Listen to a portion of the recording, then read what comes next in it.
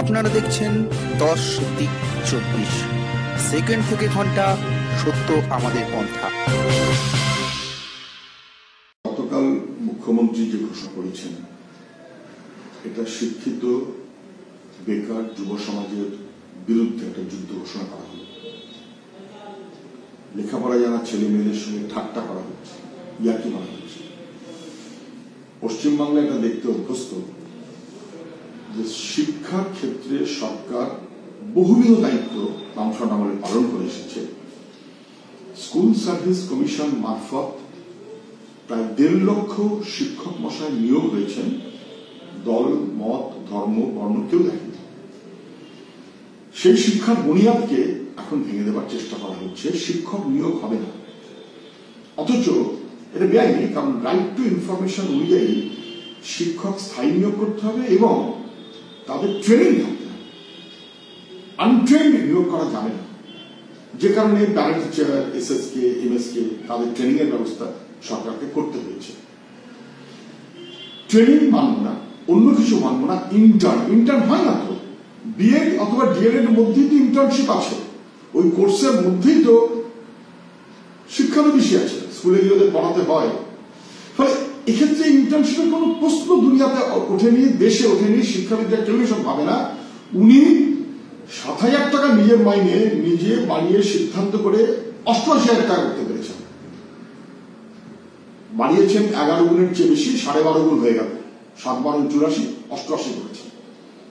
আর শিক্ষিত লেখাপড়া জানা যুবক অপরাধ করেছে 2,000 টাকা, অনার্স হলে 2,500 টাকা।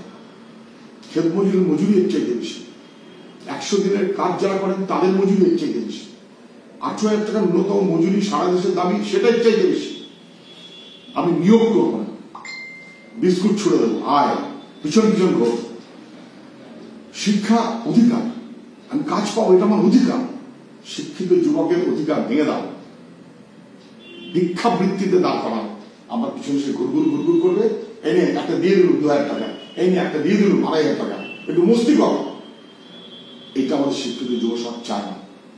3.5 লক্ষ শূন্য পদ সরকারের, সেই পদ পূরণ না করে যেভাবে ইন্টার্নশিপ শিক্ষক এই কনসেপ্টের মধ্য দিয়ে 2,000 2,500 টাকায় নামিয়ে আনা হচ্ছে, এটা শিক্ষার প্রতি অসম্মান,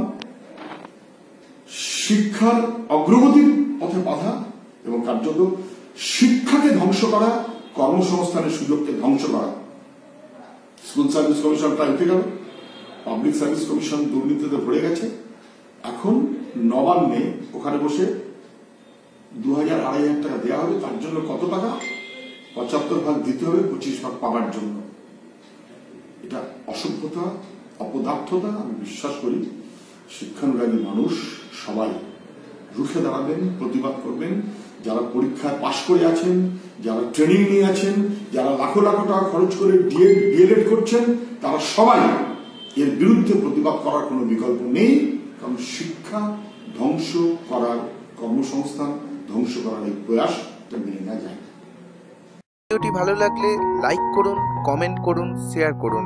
এই ধরনের আরো ভিডিও দেখতে আমাদের চ্যানেলটি সাবস্ক্রাইব করে বেল আইকনে প্রেস করে যুক্ত থাকুন।